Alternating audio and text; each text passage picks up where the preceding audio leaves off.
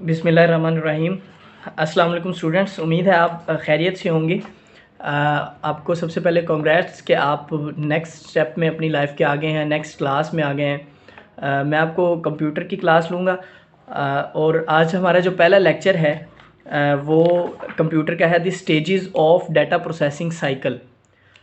हमने पहले जो बुक थी आपकी बुक 1 जो थी उसमें हमने पढ़ा था कि कंप्यूटर में डाटा क्या चीज़ होती है, इंफॉर्मेशन क्या चीज़ होती है और वो कंप्यूटर में क्या काम करते हैं, उनका क्या रोल होता है, वो किस किस तरह से किस किस प्रोसेस से गुज़र के जो डाटा है वो इंफॉर्मेशन में कन्वर्ट होता है। और डिवाइसेस जो होती हैं जैसे रैम और हार्ड डिस्क होती है, रैम होती है, कीबोर्ड, प्रोसेसर, ये सारी चीज़ें किस तरह से काम करती हैं, ये हमने बुक 1 में पढ़ा हुआ है। अब हमने ये पढ़ना है कि हम डाटा जो प्रोसेस करते हैं, हमने सिर्फ डेफिनेशन पढ़ी थी कि कोई भी जब डाटा पे काम किया जाता है, इंग्लिश में हमने पढ़ा था कि work done on data to change it into information is called process. तो इस डेफिनेशन को अब हमने देखना है कि ये जो प्रोसेस होता है ये इसका साइकिल क्या है, किस तरीके से जो है डाटा पे काम किया जाता है और वो इन्फॉर्मेशन में चेंज होता है। तो सबसे पहली बात तो ये 3 स्टेप्स हैं, ये आपकी बुक पे पेज नंबर 3 पे बने भी हुए हैं, मैं आपको पेपर पे भी बना के देता हूँ। सबसे पहले है इनपुट। हर वो चीज़ जो कंप्यूटर में एंटर की जाती है उसे इनपुट कहते हैं। वो डाटा भी हो सकती है, वो इन्फॉर्मेशन भी हो सकती है। ये फैसला बाद में प्रोसेसर ने करना होता है कि वो वो डाटा है या इन्फॉर्मेशन है। मैं डाटा या इन्फॉर्मेशन की आपको रिपीट कर दूं डेफिनेशन कि हर वो चीज़ जो आपके काम की नहीं है, आम अल्फाज में रॉ मटेरियल है या यूज़लेस है या ऐसी चीज़ है जिससे आप कोई फ़ैसला नहीं कर सकते, किसी और के काम की तो शायद वो हो लेकिन आप उससे कोई फ़ैसला ना कर सकें, तो वो आपके लिए डाटा है।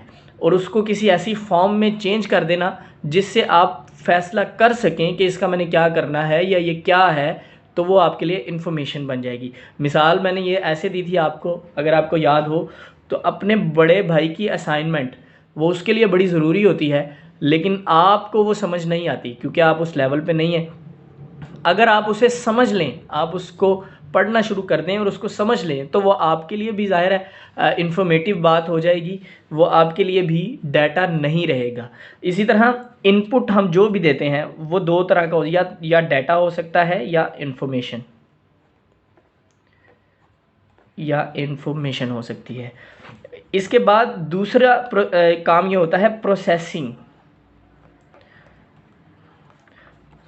कि उस डाटा पर क्या काम किया जाएगा, कैसे किया जाएगा, इसको हम कहते हैं प्रोसेसिंग। और प्रोसेसिंग के बाद जो हमें हासिल होता है वो होती है आउटपुट, वो भी डाटा या इंफॉर्मेशन की सूरत में होती है। ये 3 स्टेप होते हैं बस कंप्यूटर में काम करने के, यही 3 स्टेप्स होते हैं। सबसे पहले हम इनपुट देते हैं, कंप्यूटर उसको प्रोसेस करता है और वो हमें वापस आउटपुट दे देता है। इन्हीं 3 स्टेप्स को हमने आज डिस्कस करना है इस वीडियो में। सबसे पहला स्टेप है द इनपुट स्टेज। हम हर वक्त, अगर हम ह्यूमंस की बात करें या मशीन की बात करें, हर वक्त हम किसी ना किसी तरीके से उनको इनपुट दे रहे होते हैं। या अगर हम किसी इंसान की बात करें तो वॉइस के ज़रिए से, एयर के ज़रिए से, सांस के ज़रिए से हम जो है हर वक्त इनपुट ले रहे होते हैं। कोई भी चीज़ हमारी बॉडी के अंदर जा रही है तो वो हमारे लिए इनपुट है और हम उसको, जैसे हम बोलते हैं तो हम उस आवाज़ को बाहर अपनी बॉडी से थ्रो करते हैं, या जैसे अगर आपको पसीना आता है या जो आपके क्या उसको कहते हैं सांस बाहर भेजते हैं वापस कार्बन डाइऑक्साइड के फॉर्म में, तो ये सारी आउटपुट हैं। और अंदर आपकी बॉडी में क्या प्रोसेस हो रहा है, वो सांस जब आप ऑक्सीजन को अंदर लेते हैं वो कहाँ कहाँ जाती है, क्या क्या काम करती है, और उसके बाद जो है वो ऑक्सीजन को बाहर कैसे फेंकती है, ये सारे अंदर के काम को हम क्या कहेंगे, प्रोसेस कहेंगे। अगर मैं ऐसे कहूँ कि अगर एक लकड़ी का जो है वो दरख्त जो है वो काट कर आपके सामने रख दिया जाए तो आप उसका फ़ैसला नहीं कर सकते कि उसे क्या करना है, वो एक लकड़ी है।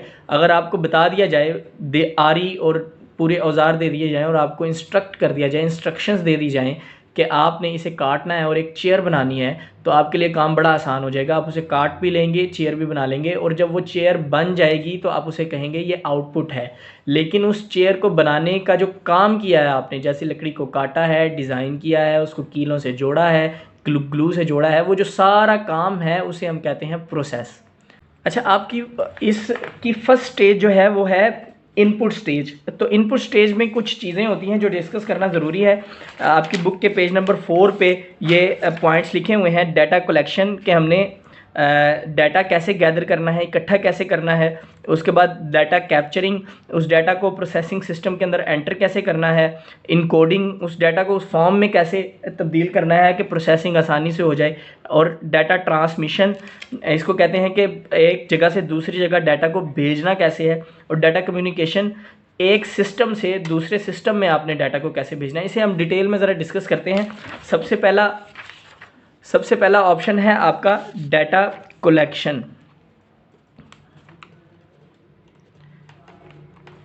इसमें हम क्या करते हैं कि अगर आपको आपके किसी भी चीज़ को प्रोसेस करना है, आपने जैसे इस आपके बुक में जो एग्जांपल दी हुई है, in above it would mean recording of temperature daily for 5 days, the paper और document on which data is recorded when it is collected data called source document.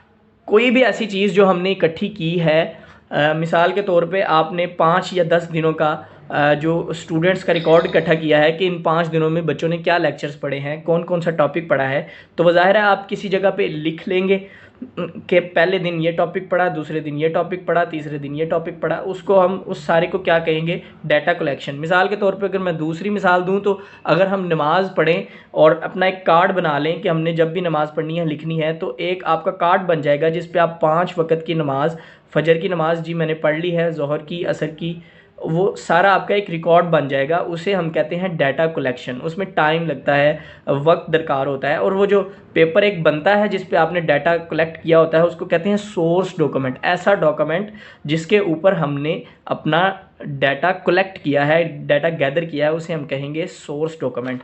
ये इम्पोर्टेंट डेफिनेशन है, इसको mark भी कर लीजिएगा। द पेपर और document on which data is recorded when it is collected is called source document. उसके बाद है डाटा कैप्चर। ये डाटा कलेक्शन और डाटा कैप्चर में फ़र्क जो है वो बड़ा ज़रूरी है करना। Data capture is a stage of entering the collected data into a data processing system such as computer. This is also called the encoding stage.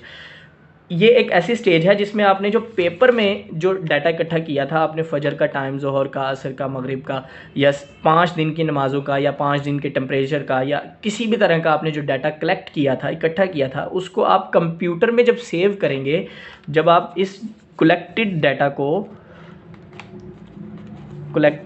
Data को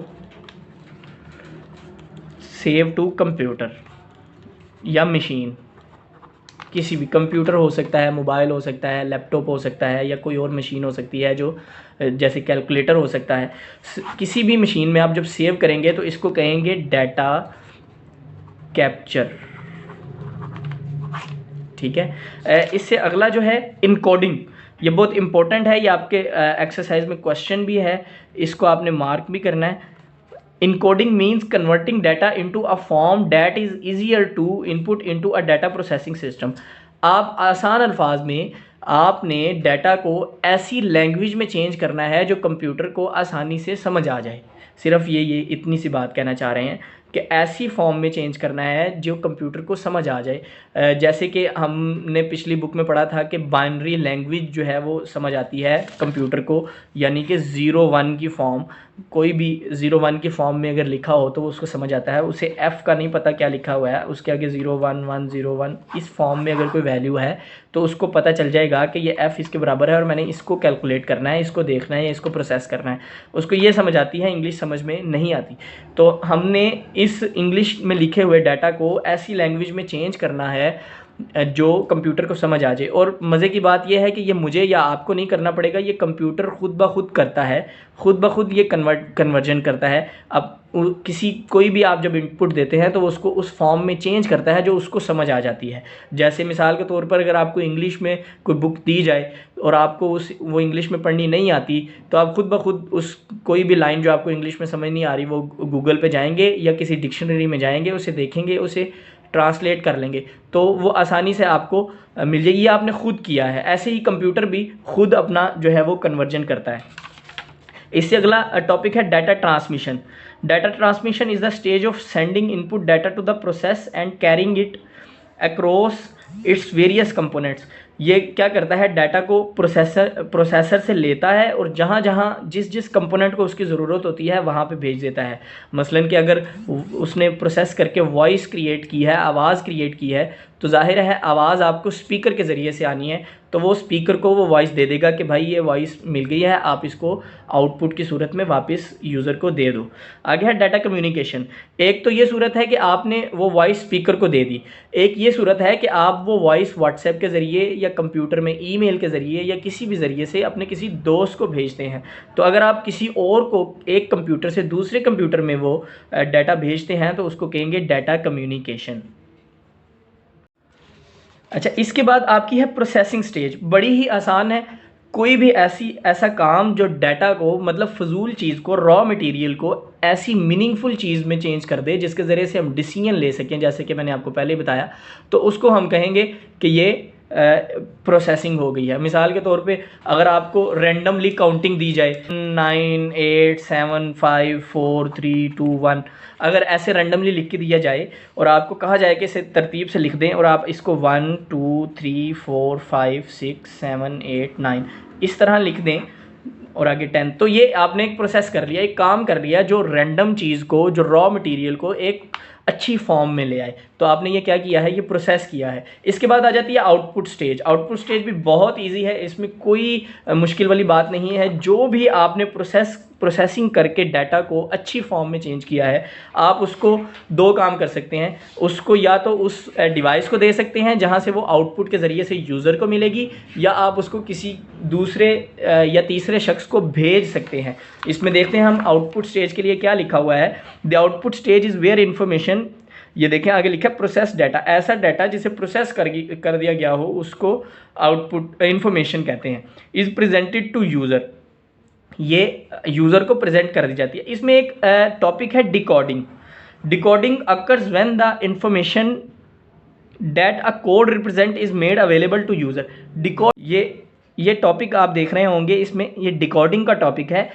इसमें क्या होता है, जो आपने पहले हमने इनकोडिंग पढ़ा था, इनकोडिंग में हमने क्या किया था कि एक अपना इंग्लिश में या उर्दू में लिखा हुआ डाटा ऐसी फॉर्म में चेंज किया था जिसको कंप्यूटर समझ सकता है। लेकिन जिसको कंप्यूटर समझ सकता है, ह्यूमंस उसको समझने के लिए उनको बड़ी मुश्किल होगी, हर कोई सीख नहीं सकता।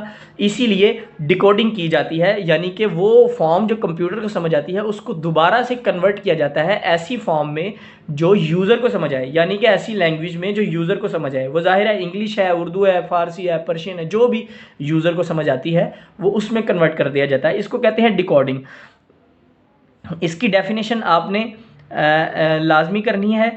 आफ्टर, यहाँ से है ये, after users have viewed output they can understand what the data mean and make decision on the basic of their understanding, this is called decoding. यहाँ तक आपने इसकी डेफिनेशन लाजमी करनी है। हमने समझने वाली बात हमने समझ ली है। आपने इसमें करना क्या है, सारा कुछ आपको याद करने की ज़रूरत नहीं है। आपने इसको रीड करना है, लेसन को अच्छे तरीके से यहाँ तक, और आपने इसमें से, इस एरिया में से जितने भी एक्सरसाइज में क्वेश्चंस हैं वो आपने लाजमी याद करने हैं। उनको याद करना है, उनको होमवर्क भी करना है, लेकिन सिर्फ आपने इसको रीड करना है, अच्छे से समझना है कि ये है क्या है। अगर आप कंप्यूटर पढ़ते हो तो ज़ाहिर है आप अगली क्लास में भी कंप्यूटर पढ़ोगे, उससे आगे भी कंप्यूटर पढ़ोगे, तो ये हर क्लास में ये टॉपिक्स आपको टच करने पड़ेंगे। तो जितनी जल्दी आप इसे समझ लें उतनी आपके लिए आसानी हो जाएगी। और कंप्यूटर यूज़ करने में जब आप प्रिंटर देखेंगे, मोनीटर देखेंगे, स्पीकर देखेंगे, तो आपको पता चलता रहेगा कि ये क्या काम कर रहे हैं। बहुत शुक्रिया आपका, उम्मीद है आप लोग इसको समझेंगे और अच्छे तरीके से इसको करने की कोशिश करेंगे। अपना ख्याल रखिएगा। फ़ी अमान अल्लाह।